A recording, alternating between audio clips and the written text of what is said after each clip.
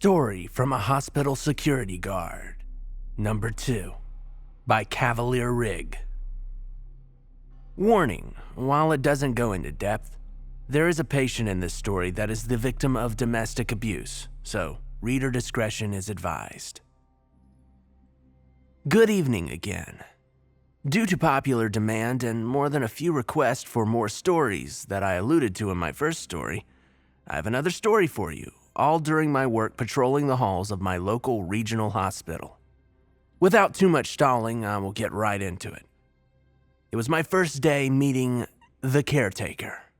This is also a bit of a longer read, but it has been very cathartic to write it. As all of you can imagine, the hospital is not a fun place to be. People are sick and in pain, dying. Sometimes it's a tragic combination of all three. During my first months here, there was more than a couple of times where the sight of a family member crying over the body of a loved one in the intensive care unit, ICU, or the trauma rooms of the emergency room had me shed a tear or two. I don't want to say that you stop caring, but after 2 or 3 deaths a week that you get called to in order to escort medical staff to the morgue at night, or escorting kind old mortuary undertakers back to their hearses in the parking lot, well, you get used to it. However, in July of 2018, I had an experience that really made me see death in a new and different way, and it was none too pleasant. It was a normal graveyard shift on a Friday night. My polished black boots still clacked down the hallway floor as I made my rounds, pressing my guard tour pipe against the sensors so that my bosses can track me doing my job.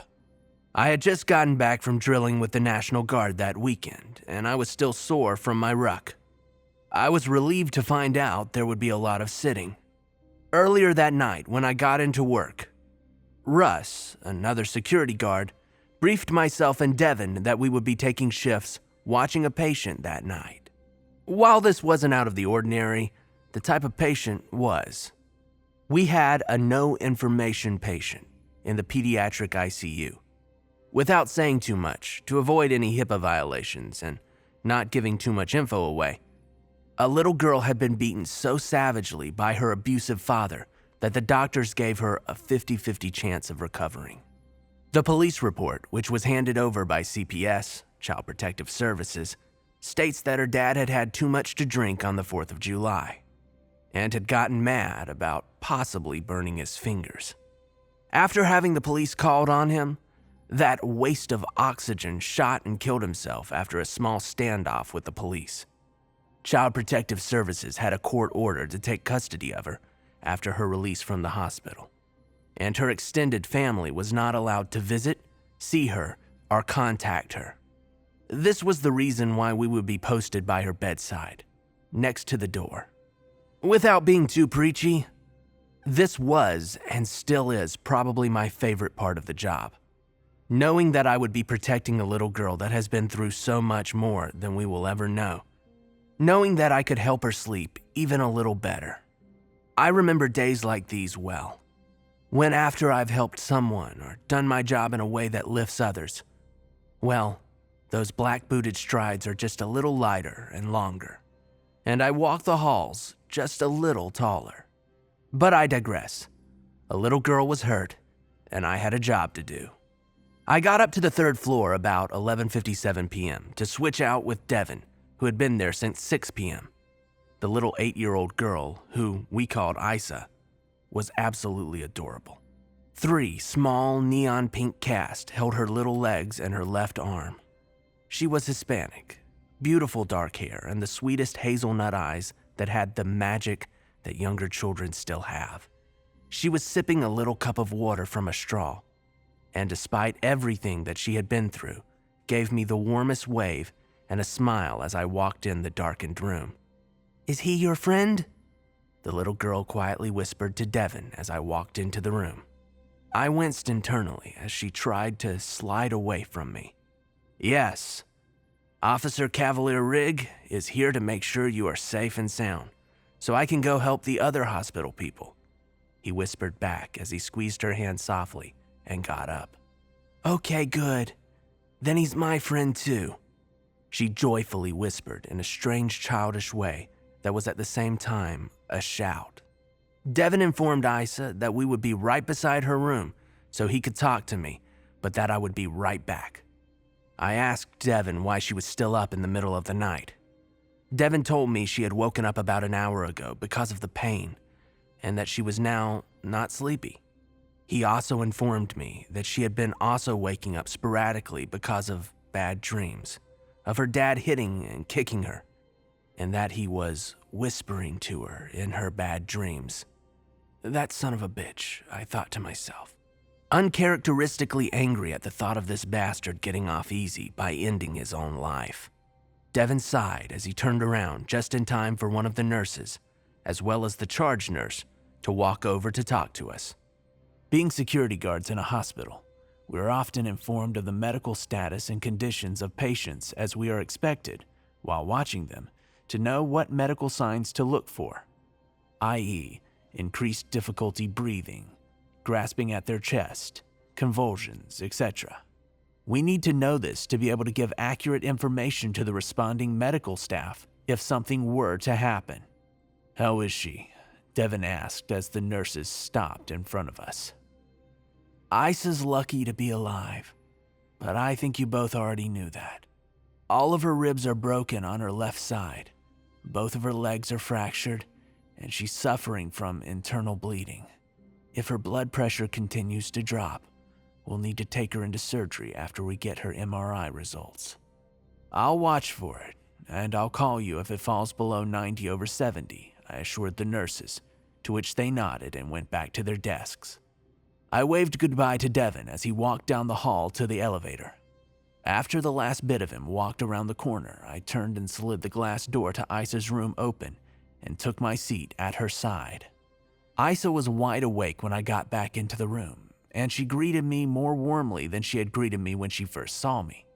We talked, and she giggled as I told her about my life, my new wife, as I had married my sweetheart a week earlier, and about my dreams of wanting to be a pilot.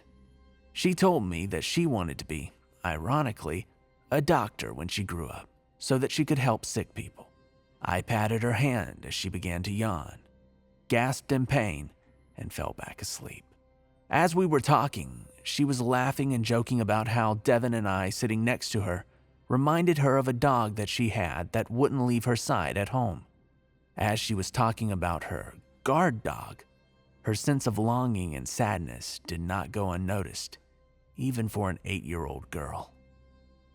About an hour and a half later, I began to doze off slightly, thinking about my wife at home, when a wave of nausea hit me. I felt claustrophobic, and a wave of pressure hit me, so much so that I stood up and began to walk quietly towards the sliding glass door that sealed off her room to the hall outside, when I stopped, dead in my tracks. My blood turned to ice as I saw the dim obstruction of my visible breath in the light from the hallway shining through the glass. My eyes widened as I felt all the hairs collectively stand up on my body. I turned around to see Isa staring at me, having woken up due to the pain most likely, but she was shaking and quiet. I turned towards her and sat down next to her, holding her now clammy hand, and reassured her that I wasn't leaving. Her big eyes shone with fear as I heard her whisper so faintly that it was barely audible. "Officer CavalierRigg, please, help me." Her eyes slid slowly to her right as she looked in the back of the room. My head tracked her movement when the source of the fear and pressure came into view. In the darkest corner of the room, furthest from the sliding glass door, near a small chair and plant, was the black outline of a man, maybe 6'3", peering at us in the corner. I could hear the heart monitor connected to Isa's uplink begin to increase as the fear set in. I held Isa's hand and positioned myself between it and her.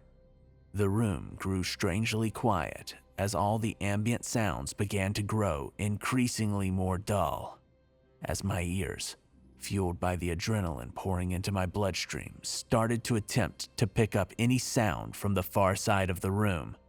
Whispering. It was whispering, but in a way that I couldn't understand. My mind was racing to try and figure out what I was hearing, and then Isa spoke.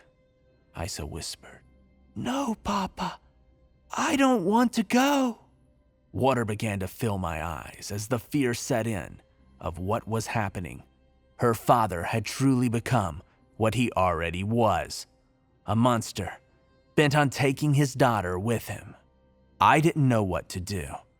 I grabbed Isa as gently as I could and covered her body with mine as I tried to shield her from what I could only imagine was a demon that had followed this little girl. I made sure none of my body weight would distress her injuries anymore, whilst engulfing her so that she would feel safe. As I looked up, I couldn't force myself to look at the corner of the room. I began to panic as I could feel a wave of dread, similar to a room filling with water, threaten to drown me. I didn't need to look. I could feel it getting closer.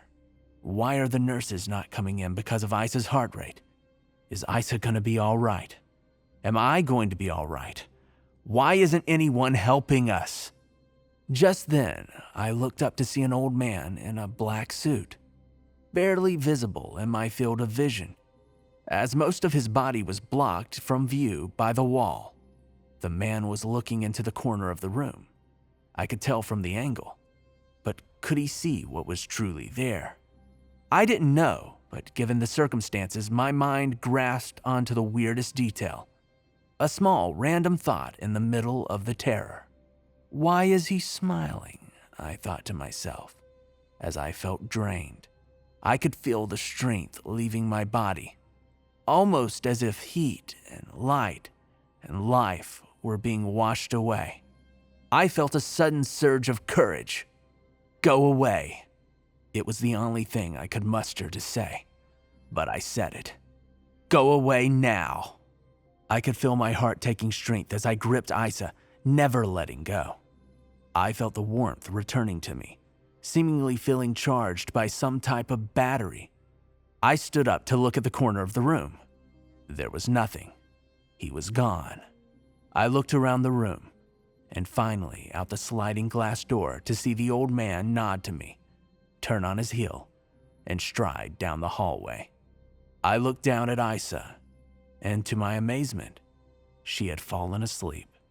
I looked at my watch. It was 1:32 a.m. The entire ordeal that had felt as if it had been hours had not been more than 5 to 10 minutes. Feeling both mentally and physically exhausted, I walked back over to my chair and I slumped down, mentally preparing for the long night ahead. A couple of hours later, Isa woke up again for the last time and turned to look at me. She smiled sweetly, in the way only a child can. It makes you feel like you aren't just a struggling college student, but you are actually the greatest person ever. Thank you for helping me, Officer CavalierRigg. Thanks for being my friend, she said. It was a pleasure, sweetheart. Go back to sleep, okay? I can't, Officer Rigg. The caretaker told me it's time to come home and that I need to go with him. Besides, I'm not sleepy. He told me Crackers had come to see me, too.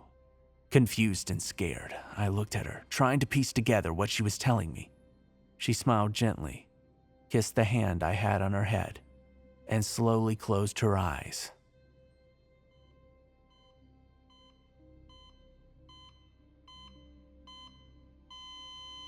The vitals monitor screamed as her pulse suddenly dropped. I stood up, tears welling in my eyes, as I slammed the glowing blue button near her bed. Code blue, I screamed down the hall as I ripped the AED from the wall and attached the pads to her body, pressing the on button. I began to gently angle my clasped hands just above her little sternum. 1, 2, 3, 4, 5, 6, 7, 8, 9, 10. I was counting out loud, grateful to the hospital for the CPR training. Pleading thoughts to Isa rang out in my mind.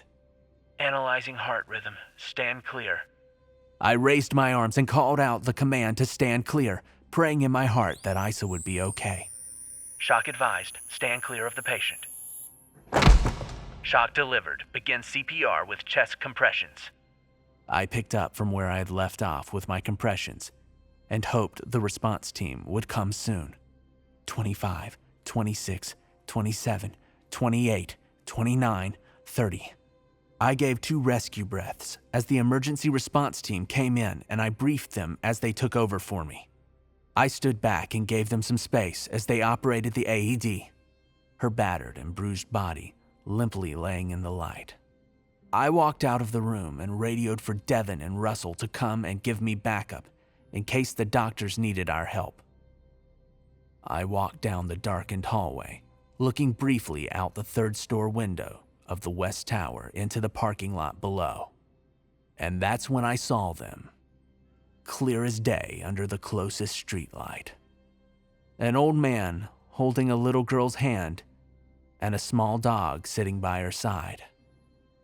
I wiped my eyes, looking back down at the spot only to see the fluorescent light illuminating empty pavement below.